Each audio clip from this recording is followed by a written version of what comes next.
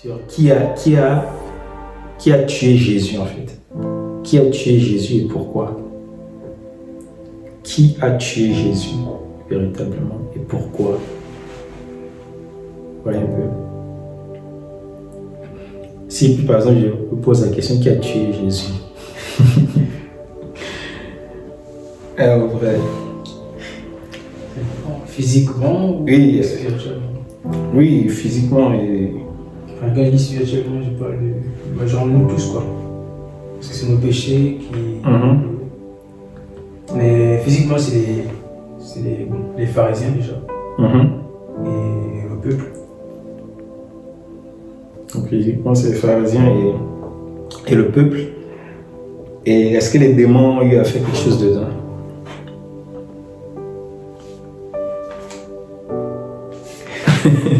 Par les hommes peut-être. Voilà, donc les démons possédaient les hommes et les hommes ont tué le Seigneur.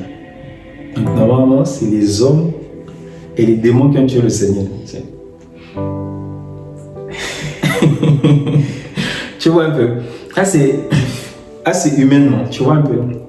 Assez humainement, quand on veut raisonner avec la logique humaine, tu vois, on voit que ce sont les hommes qui ont tué le Seigneur, véritablement. Tu vois un peu. Et on voit aussi que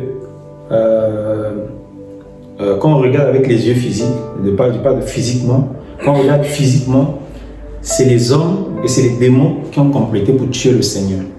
Mais quand on regarde dans la pensée éternelle, spirituellement, en fait, c'est Dieu qui l'a frappé. C'est Dieu qui l'a jugé. C'est Dieu qui l'a puni. C'est Dieu qui l'a tué. Tu vois un peu. Et donc, on va parler un peu de ça et pourquoi. L'Écriture nous dit ceci. Il faut d'abord savoir que personne ne pouvait tuer le Seigneur. Regarde, prenons Jean chapitre 10, à partir du verset 17. Jean 10, 17. Je peux lire? Le Père m'aime parce que je donne ma vie afin de la reprendre. Personne ne me l'ôte, mais je la donne de moi-même. J'ai le pouvoir de la donner et j'ai le pouvoir de la reprendre. Tel est l'ordre que j'ai reçu de mon Père. Donc le Seigneur est clair, personne ne l'ôte la vie. Aucun homme, aucun démon ne peut ôter la vie du Seigneur, ne pouvait ôter la vie du Seigneur. On pouvait donner une éternité aux démons, une éternité aux hommes pour pouvoir tuer Jésus-Christ. Ils n'allaient jamais le tuer. Ils n'ont pas ce pouvoir en fait. Tu vois un peu? De pouvoir tuer le Seigneur en tant qu'homme, hein, parce que la parole s'est faite chair. Dieu s'est fait chair des Écritures. Donc quand on parle de la mort, ce n'est pas tuer Dieu. On tuait bien sûr le corps, parce que la mort physique ici d'abord, c'est le fait de pouvoir anéantir ce corps. Dès que le corps devient inanimé, la séparation du corps, de l'âme et de l'esprit, c'est ce qu'on appelle la mort. Ça ne veut pas dire que quand quelqu'un meurt physiquement, qu'il n'existe plus. C'est ce que les gens pensent en fait quand on dit que Dieu est mort à la croix. Ils pensent que non, Dieu n'existait plus. Non, c'est simplement qu'il a quitté ce corps. Tu vois un peu. Voilà. Donc personne n'a le pouvoir de tuer le corps du Seigneur. Personne n'avait ce pouvoir.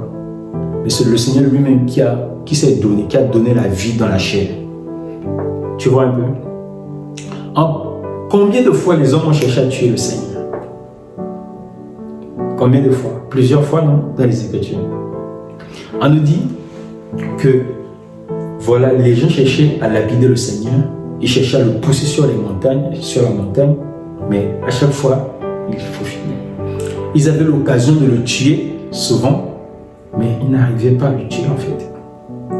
Donc ça nous montre en fait quelque chose ici, c'est que il n'y a que le Seigneur qui a le pouvoir sur la vie des hommes, en général. Tu vois un peu? Parce que le Seigneur ira jusqu'à dire que un seul petit oiseau ne tombe pas si Dieu ne donne pas le mot d'ordre. Donc la vie même d'un oiseau, si Dieu n'a pas dit qu'il tombe, il ne peut pas tomber. Même toi, quand tu te lèves pour voir tuer un oiseau, si Dieu n'a pas donné le mot d'ordre, avant l'action que tu mènes, l'oiseau ne tombe pas. Tu vois un peu? C'est cela en fait. Et donc le Seigneur, c'est littéralement, humainement, ce sont les hommes qui l'ont tué. C'est les qui ont conspiré, voilà, avec les hommes pour pouvoir tuer le Seigneur. Mais d'un point de vue spirituel, selon le dessein arrêté de Dieu, c'est Dieu lui-même qui frappait le Seigneur. Tu vois un peu? Ou c'est le Seigneur qui s'est jugé lui-même. Bon. Ce serait un peu difficile à comprendre que c'est Dieu qui s'est jugé lui-même. C'est pour cela qu'on parle du Père et du Fils. Voilà, pour pouvoir bien faire la distinction que c'est le Père qui jugeait le Fils. Tu vois un peu? Donc c'est ça en fait. Et donc le Père ici, voilà, il a pris plaisir à juger le Fils. Et le Fils dit ici, personne ne lui m'ôte la vie. Moi-même, j'ai le pouvoir de la donner et de la reprendre. Et le Seigneur, en rentrant dans le monde, selon Hébreu chapitre 10, l'Écriture nous dit que Christ a dit quoi?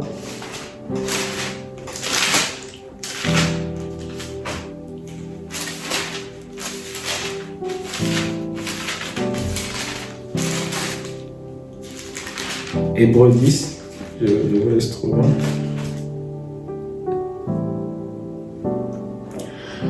Seigneur, merci pour ta grâce, Seigneur. Père, ce n'a jamais été par la volonté d'un homme que ta parole a été prêchée, mais c'est poussé par le Saint-Esprit que tes saints prophètes, tes saints apôtres, tes saints docteurs, tes saints évangélistes ont prêché de ta part. Ils ont annoncé les oracles de Dieu. Seigneur, je souhaiterais par la grâce, Seigneur, Père, apporter, Seigneur, une parole juste, une parole pure, digne d'être reçue avec foi. C'est pourquoi je te prie de m'inspirer, de te saisir encore de ma bouche, Seigneur, de mon cœur, Père. Seigneur, merci à toi, ce soit toute la gloire. Donne aussi au Seigneur l'oreille d'entendement, Seigneur, à tous ceux qui reçoivent, Seigneur, cette parole et qui la recevront aussi, Seigneur, au Père, en rediffuser, Seigneur. Gloire et louange te reviennent au nom de Jésus-Christ. Amen. Hébreu chapitre 10. À partir du verset 5. C'est pourquoi Christ, entrant dans le monde, dit: tu n'as voulu ni sacrifice, ni offrande, mais tu m'as formé un corps. Tu n'as voulu ni sacrifice, ni offrande, mais tu m'as formé un corps. Tu n'as agréé ni holocauste, ni sacrifice pour le péché.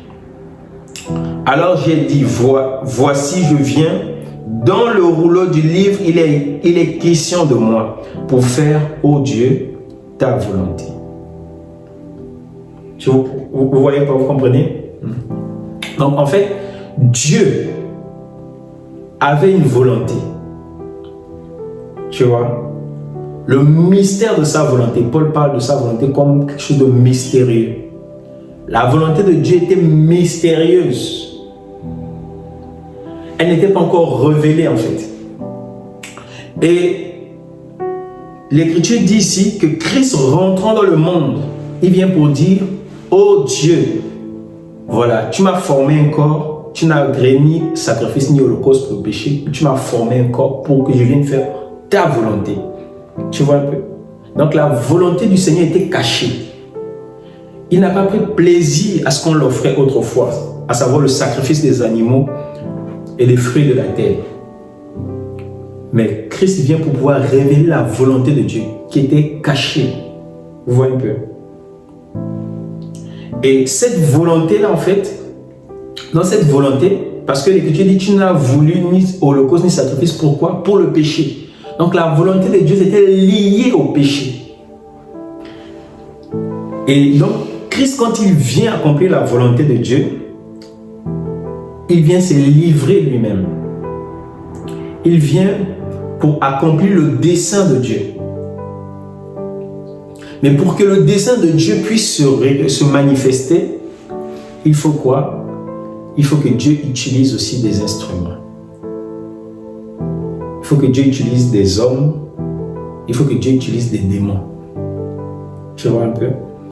Par exemple, quand Dieu voulait tuer Akab, parce que Dieu a le pouvoir de tuer. Quand Dieu tue, ce n'est pas un péché. Parce que c'est lui qui a le pouvoir de tuer et le pouvoir de faire vivre. Tu vois, parce qu'il est Dieu. Il est le juge. Donc quand Dieu tue, il ôte la vie à un homme, c'est toujours selon la justice en fait. Tu vois, nous on n'a pas ce pouvoir, nous ne sommes pas Dieu. Et Dieu, quand il voulait ôter la vie d'Akab, qu'est-ce qu'il a dit? Ça a d'abord commencé spirituellement, dans le ciel. Il a posé la question qui devait séduire Akab, qu'il aille à la guerre et qu'il meure. Et un démon, un esprit de mensonge, voilà, s'est levé pour pouvoir être un esprit de mensonge dans la bouche de ses prophètes. Tu vois? Donc, spirituellement, Dieu avait un dessein. C'était la mort d'Akab. Mais il a fallu que le démon rentre en mouvement pour pouvoir animer des hommes, pour pouvoir mettre le plan de Dieu en exécution. Tu vois un peu? Voilà. En ce qui concerne Christ aussi, c'est ça. Spirituellement, Dieu n'a voulu ni sacrifice ni holocauste pour le péché. Et tu dis que Christ est l'agneau de Dieu immolé avant la fondation du monde. Donc, avant même que le monde ne soit, Dieu avait déjà le dessein dans son cœur. Il avait déjà arrêté que Christ devait mourir. Et pour que Christ meure, pour que le dessein de Dieu entre en exécution, il fallait que Dieu utilise les hommes que nous sommes et les démons. Donc ce ne sont pas eux véritablement qui ont tué Christ, mais c'est Dieu qui a jugé Jésus. C'est pour ça qu'il est écrit dans Isaïe chapitre 53, on peut le prendre, le verset 10. Donc ici, en fait, il est écrit « Il plut à l'Éternel de le briser par la souffrance. » Ici, c'est écrit comme ça. « Après avoir livré sa vie en sacrifice pour le péché, il verra une prospérité et prolongera ses jours, et l'œuvre de l'Éternel prospérera entre ses mains. » Tu vois? Donc, il plut à Dieu de le briser par la souffrance. La souffrance, là, c'était la croix. Parce qu'Ésaïe 53, ici, décrit la croix. Vous voyez un peu? Et c'est avec des grands cris, des larmes et des supplications que Christ a enduré la croix. Vous voyez un peu? Ça, c'est pour accomplir le dessein de Dieu. Dieu voulait que Jésus meure. Dieu a frappé son propre fils. Son fils a crié. Son fils a souffert, souvenez-vous, avant de pouvoir accomplir la volonté. Parce qu'il a dit, Père, je viens pour accomplir ta volonté. Tu n'as voulu ni sacrifice ni holocauste pour le péché. Et tu m'as fait un corps pour que je vienne accomplir ta volonté. Mais souvenez-vous, quand il fallait maintenant rentrer pleinement dans cette volonté, à Gethsémani, qu'est-ce qu'il disait? Père, s'il est possible que cette coupe s'éloigne de moi, non pas selon ma volonté, mais selon ta volonté. Mais la volonté du Père, c'est qu'il meure. C'était qu'il meure pour le péché. C'était que Christ meure pour le péché. C'était que le Père le frappe.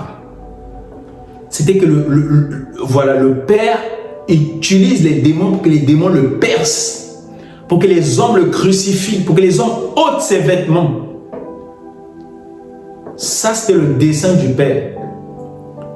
Il dit, s'il est possible que cette coupe s'éloigne de moi. La coupe là, c'était quoi? C'était la colère de Dieu.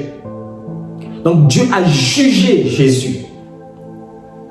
Le Père a jugé le Fils.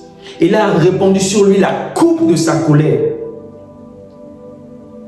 Christ a pris la coupe de la colère de Dieu. Dieu a, l'a écrasé par la souffrance. Dieu a été satisfait de pouvoir accomplir, de pouvoir décharger la colère, sa colère pour le péché sur son Fils. Mais c'est terrible. Alors que le Fils dit, le Père aime le Fils. Le Père aime le Fils. Mais comment le Père qui a l'amour pour le Fils décharge la haine, sa haine pour le péché contre son Fils? Vous voyez un peu? Cela, en fait, c'est à cause de vous. C'est à cause de moi. Parce que l'Écriture nous dit, le châtiment qui nous donne la paix est tombé sur lui. Et Voilà. Il a porté nos péchés, nos maladies. Donc la haine de Dieu était sur nous. La colère de Dieu était sur nous. C'est pour ça que l'Écriture dit dans Jean chapitre 3, le verset 36, celui qui croit au Fils de Dieu a la vie éternelle. Celui qui ne croit pas au Fils de Dieu n'a point la vie. La colère de Dieu demeure sur lui. Donc tous les hommes, la colère de Dieu demeure sur tous les hommes. Mais Dieu a envoyé un homme sans péché, Christ, dans le monde. Et sur lui, Dieu a déchargé toute sa colère, toute sa haine pour le péché. Et Christ, en fait, après avoir reçu, voilà, la colère de Dieu, le Père allait jusqu'à se séparer du Fils, à se séparer de lui. Vous voyez un peu la haine de Dieu pour le péché. Parce que quoi? Il a porté nos péchés. Il a porté nos péchés et il est devenu péché. Et que tu nous dis, on peut prendre ça dans 2 Corinthiens chapitre 5, que Christ en fait, il est devenu péché. Et quand il est devenu péché, le salaire du péché, c'est la mort. Vous voyez? Dieu punit le péché. Dieu a la haine pour le péché. Et tous les pécheurs, la colère de Dieu sur leur vie.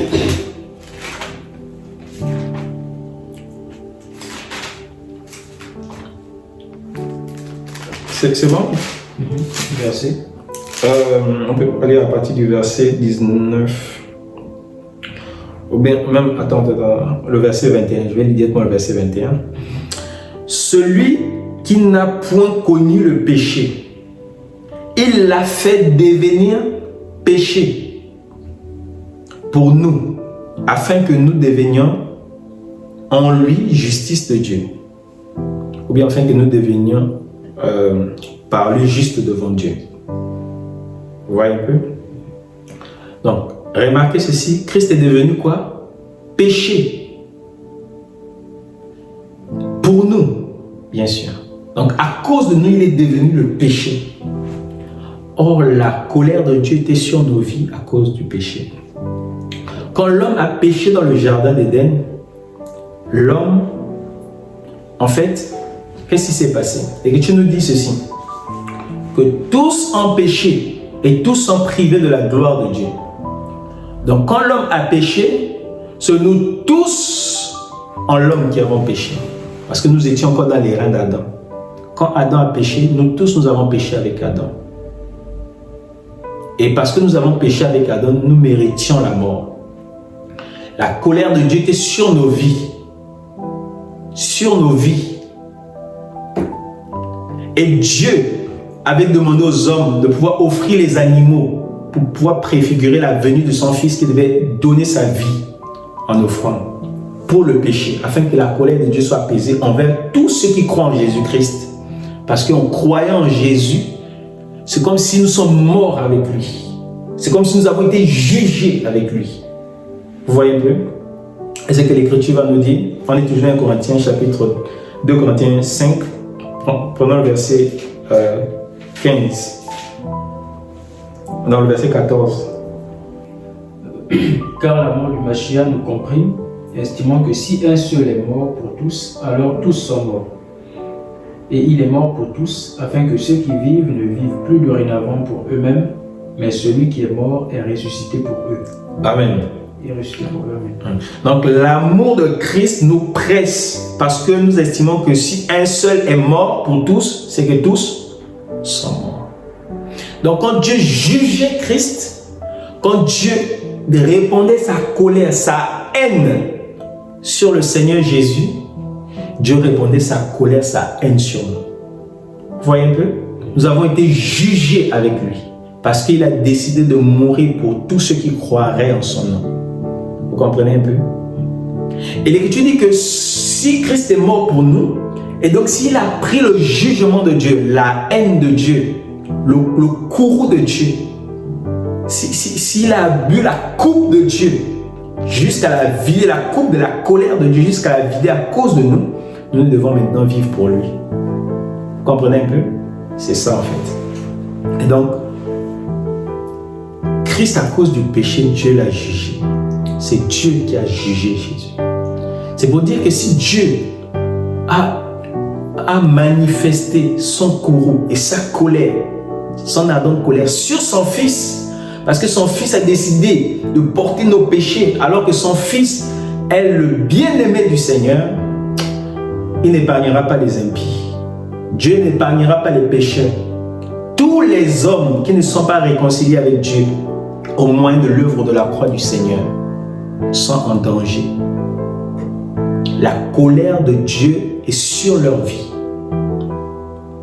Et s'ils ne se repentent pas, Dieu va répandre sa fureur sur eux.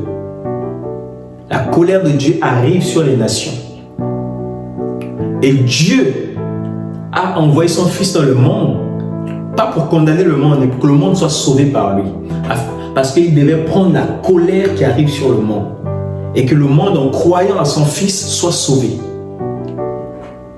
Et nous qui avons cru en l'évangile du Seigneur, je nous en supplie, gardons la foi.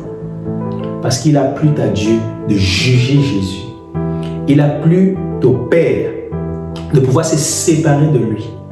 Il a plu au Père de pouvoir exécuter son dessein pour que Christ meure pour le péché. Dieu est un Dieu qui est toujours en colère contre le péché et contre le pécheur. Quelqu'un qui pratique le péché n'est pas agréable à Dieu. Vous voyez un peu? Dieu n'écoute pas la prière des pécheurs. Dieu n'écoute pas la prière des gens qui vivent dans le péché exprès. Ce que Dieu attend du pécheur, c'est la repentance. Dieu a jugé son Fils et Dieu jugera les pécheurs de ce monde.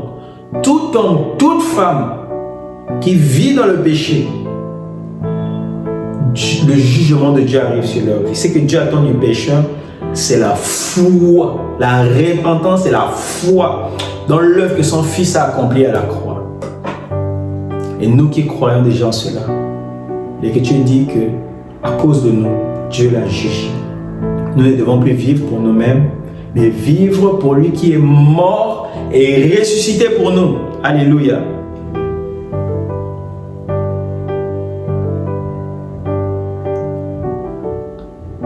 Donc c'est ça en fait. Soit nous sommes jugés avec le monde, soit nous sommes jugés avec le Seigneur.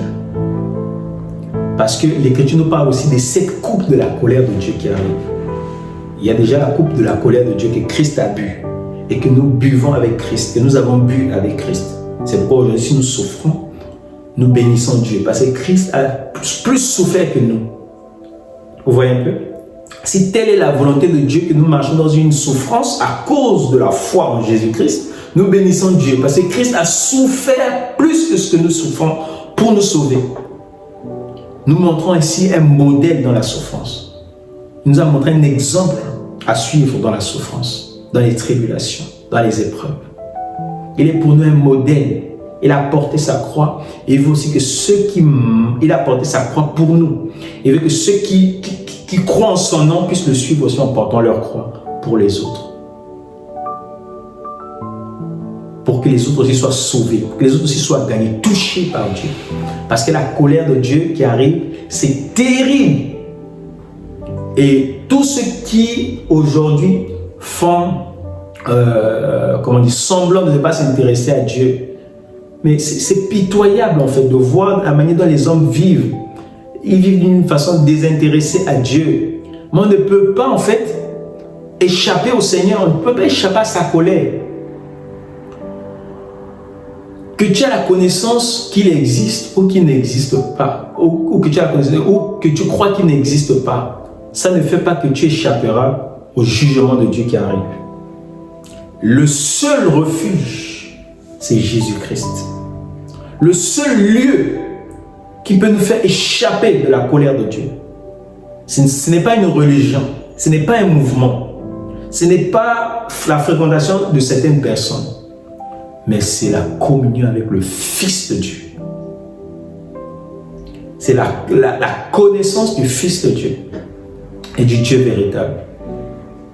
Et que Dieu nous dit que son nom, le nom de l'Éternel, est une tour forte. Le juste y court et s'y réfugie et s'y trouve en sécurité. C'est là-bas où le juste doit se cacher, dans le nom du Seigneur. C'est le lieu de la sécurité. Or, son nom, c'est sa parole. Son nom, c'est la parole de Dieu. C'est là où le juste doit se cacher. Pas dans des mouvements. On peut même être là, en assemblée. Mais si on n'est pas dans la parole du Seigneur, si on ne vit pas la parole du Seigneur, si on ne la pratique pas, en fait, on est séduit. On n'est pas à l'abri, en fait. Mais on est véritablement à l'abri quand on pratique la parole du Seigneur. C'est ça la foi. La foi, c'est obéir à ce que le Seigneur nous a prescrit dans sa parole. Dans l'espérance. C'est vivre Dieu dans l'espérance, voilà, de pouvoir être avec Dieu. C'est ça la foi. Donc nous aujourd'hui qui réalisons cela, ne cherchons plus à aller dans le monde, parce que le monde, la colère de Dieu arrive dans le monde, sur les hommes qui sont dans le monde. Mais nous, par la grâce du Seigneur, le Seigneur s'est révélé à nous et nous a fait échapper au malheur qui arrive dans le monde, à la tribulation, au jugement de Dieu qui arrive dans le monde. Donc, tenons ferme, accrochons-nous au Seigneur, voilà, désirons, ayons la soif de Dieu, que le Seigneur renouvelle sa soif dans nos cœurs et pensons aux souffrances que Christ a endurées pour nous sauver. Pensons à cela. C'est pour ça que le Seigneur a établi en fait le repas du Seigneur qu'on appelle la Sainte Seine.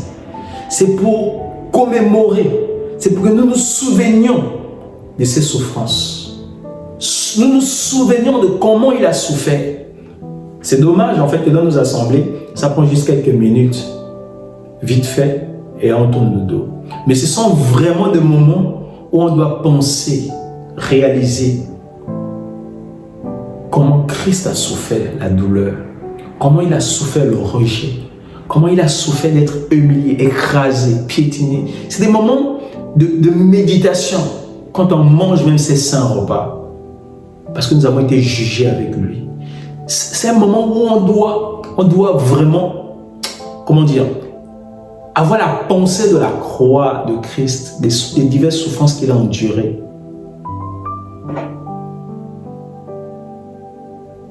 Il a souffert pour nous, afin que nous échappons à la souffrance à venir.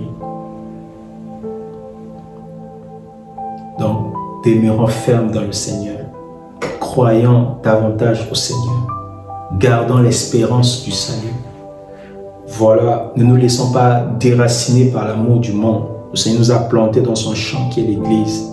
Restons dans l'Église. Quand je parle de l'Église, pas une assemblée locale, je parle de l'Église du Dieu vivant, qui est spirituel. Vous voyez un peu?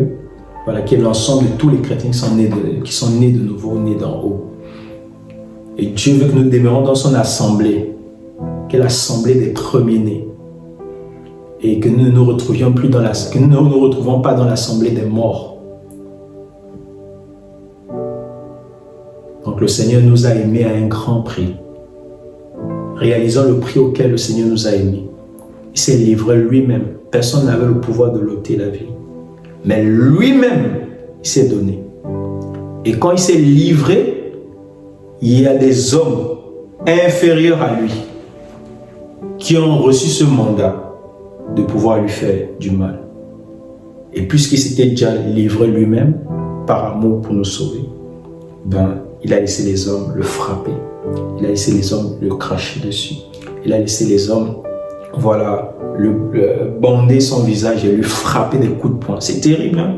Et lui dit, prophétise. C'est humiliant. C'est cruel. Les hommes le crachaient dessus. Et tu dis, quand on le regardait comme ça, les hommes dédaignaient même. Ils tournaient le visage. On regardait comme maudit, frappé de Dieu, humilié. Mais ils ne savaient pas que ce qu'il fait là, c'est à cause de nous. la souffrance, l'humiliation, c'était à cause de nous-mêmes. Vous voyez un peu? Donc c'est Dieu qui l'a jugé. Et Dieu l'a jugé pour nous sauver. C'est pourquoi si nous sommes sauvés, demeurons dans le salut de Dieu. Parce que Dieu n'épargnera pas les impies. Et la colère de Dieu arrive. Elle est lente à se manifester, mais elle arrive lentement, mais elle arrive. Elle arrive sur les hommes pécheurs, sur les impies de ce siècle qui blasphèment l'évangile de Dieu, qui se croient pour les plus sages, les plus intelligents. Mais Dieu se rira en ce jour, parce qu'il a tant tendu la main, et les hommes ont méprisé la main de Dieu qui est prête à sauver. Et que Dieu dit que la main du Seigneur n'est pas trop courte pour sauver son oreille. Voilà, trop dur pour entendre. Mais c'est le péché qui met une séparation entre Dieu et nous. Ah, c'est au temps d'Ésaïe que Dieu disait ça. Vous voyez un peu? Donc le péché c'était la séparation, c'était un mur de séparation entre Dieu et les hommes. La main de Dieu ne pouvait pas traverser pour pouvoir sauver l'homme à cause du péché. Mais Dieu s'est pourvu lui-même. Qu'est-ce qu'il a fait? Il a envoyé Christ pour briser le mur du péché, le mur d'inimitié. Maintenant, rien ne sépare, rien n'empêche à Dieu de sauver l'homme. Parce que Dieu ne pouvait pas sauver l'homme depuis le jardin. C'est pourquoi Dieu a chassé l'homme du jardin. L'homme a péché. Dieu voulait sauver l'homme, mais il y avait le péché. C'est pour ça que Dieu a chassé Adam du jardin. Il ne peut pas te sauver parce qu'il y a le péché. Pourquoi Dieu ne pouvait pas sauver? Parce qu'il n'y avait pas encore le moyen de rédemption. Christ, c'est pourquoi Dieu le chasse.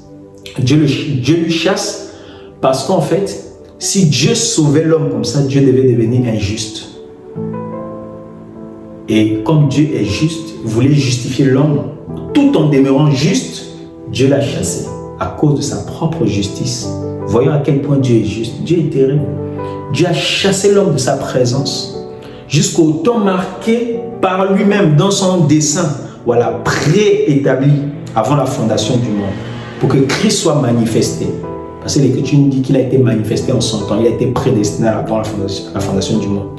Vous voyez un peu? Donc, ce temps-là n'était pas encore arrivé. C'est pourquoi Dieu a mis Adam dehors. Dieu nous a chassés de sa présence à cause de sa justice. Il ne voulait pas sauver Adam en devenant lui-même un Dieu injuste. Non. Mais maintenant, ce mur qui nous séparait de Dieu, Dieu l'a anéanti par la croix du Seigneur, par les souffrances de Jésus. Et Dieu dit aux hommes, venez maintenant, ma main est tendue, je vais vous sauver. Et les hommes foulent la main, leur unique espoir pour être sauvés. Notre seul espoir, notre seul moyen de salut, Dieu tend sa main par le Seigneur. Et aujourd'hui, par le ministère, par la parole, Dieu veut sauver les hommes. Mais les hommes foulent au pied la main de Dieu, que j'appelle les prédicateurs. Les hommes foulent au pied la main de Dieu. Mais le Seigneur s'élèvera un jour et il se rira sur son trône. Et tu dis que quand le déluge a eu lieu, quand les hommes, les femmes, les enfants étaient en train de pleurer, étaient en train de mourir, quand Dieu jugea au temps de Noé, il était sur son trône. Et c'est lui-même qui a fermé la porte pour empêcher les hommes de pouvoir rentrer dans l'arche. Parce que les jours de sa patience, voilà, étaient manifestes au jour de la construction de l'arche. Les hommes ne se sont pas repentis.